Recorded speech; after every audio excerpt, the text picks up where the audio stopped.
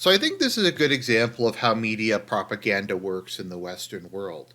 What they like to do is not necessarily directly say something factually inaccurate, but they will state something factual and then they will try to put a spin on it, selectively leave things out, make certain implications. And they really like what I like to call implausible deniability, where they very, very heavily imply something.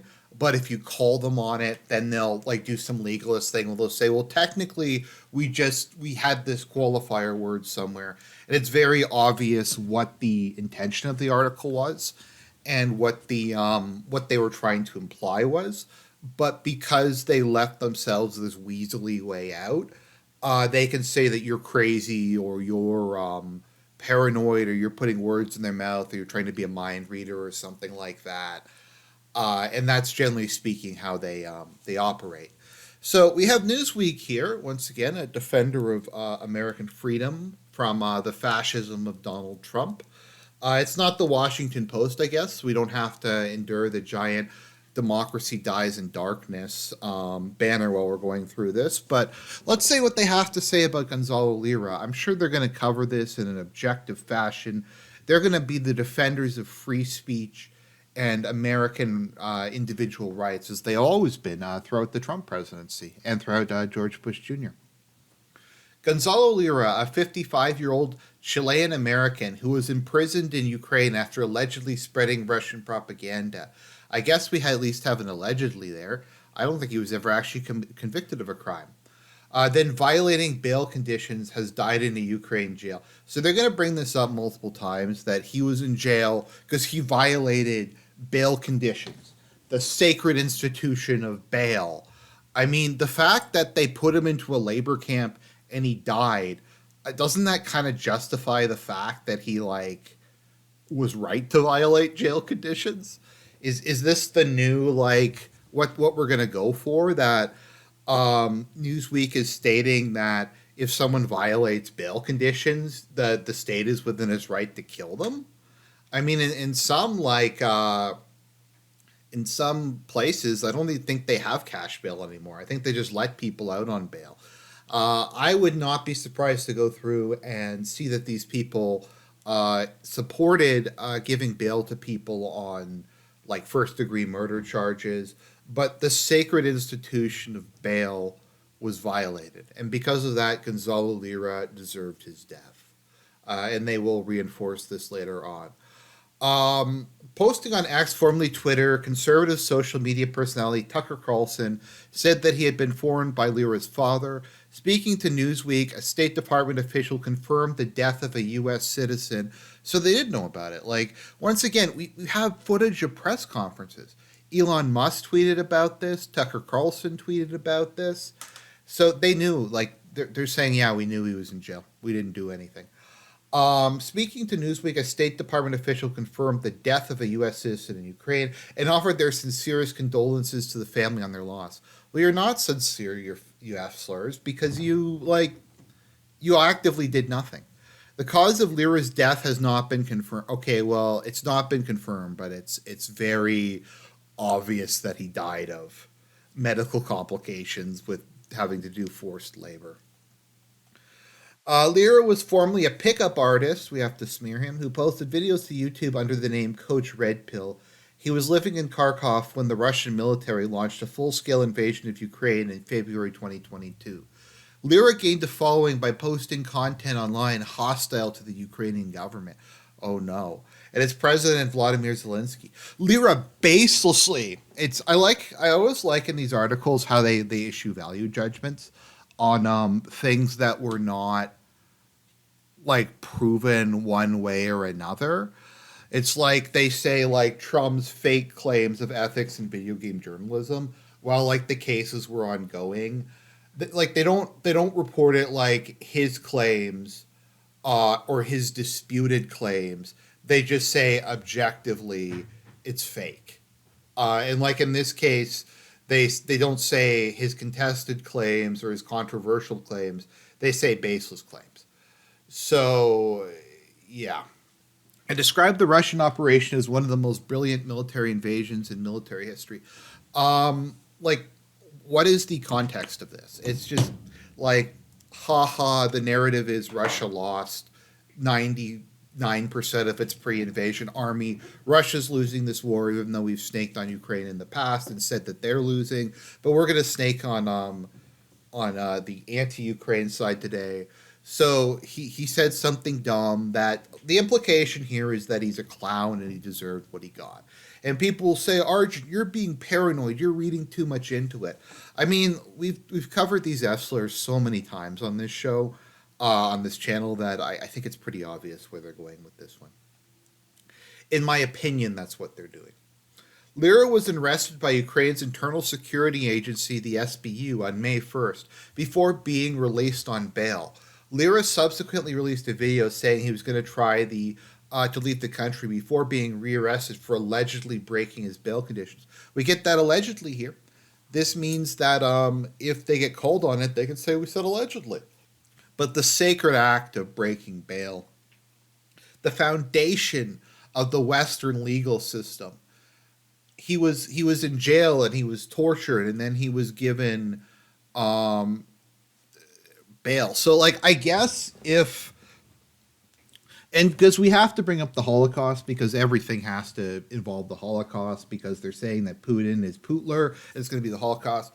So according to Newsweek and these people, if somehow a Jew got parole or got a bail from the Gestapo and managed to get out of a prison camp and they tried to flee, that person would deserve to be put back in the camp and killed because they broke the sacred institution of bail, which is given to murderers and gangbangers and thugs all the time in the United States, people who I think are deserving of summary executions, to be perfectly honest. Like that guy who stabbed the kids in Ireland. Like, if you're stabbing innocent kids, I don't know. I think you deserve to go through what Gonzalo went through. That's like, and Ireland like abolished the death penalty. So, and these people are against the death penalty. So, him posting some goofy videos on YouTube and violating bail is worse than like people who stab children. Is basically where we're headed. Maybe that's too much of a jump, but I don't really think so. Speaking about Lira's arrest, the Ukrainian Government Center for Strategic and Information Security, that's a very Orwellian title, also known as Pravdy, said the YouTube poster had been charged with justifying Russian aggression against Ukraine in violation of the country's criminal code, because that's just how a free society works. And people, for whatever reason, don't listen to me.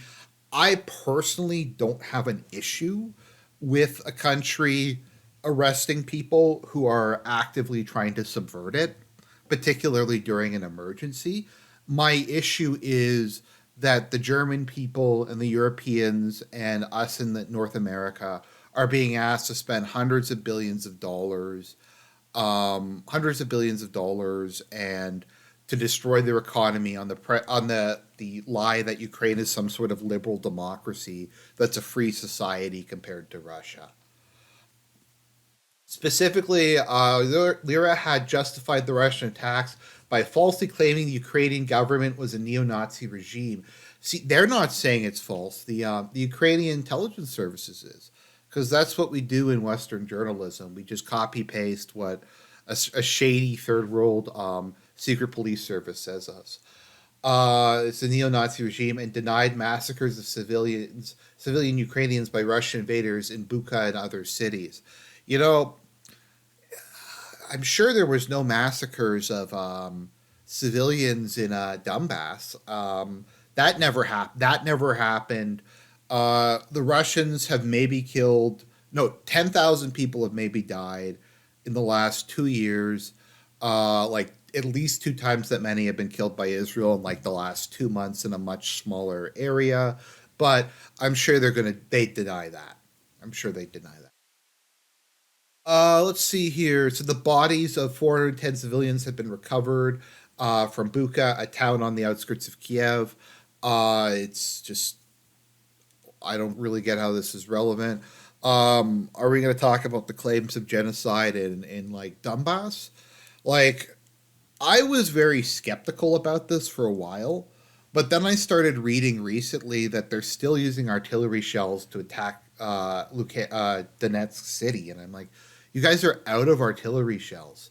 Why are you using your like few remaining ones to just hit civilian areas out of pure spite?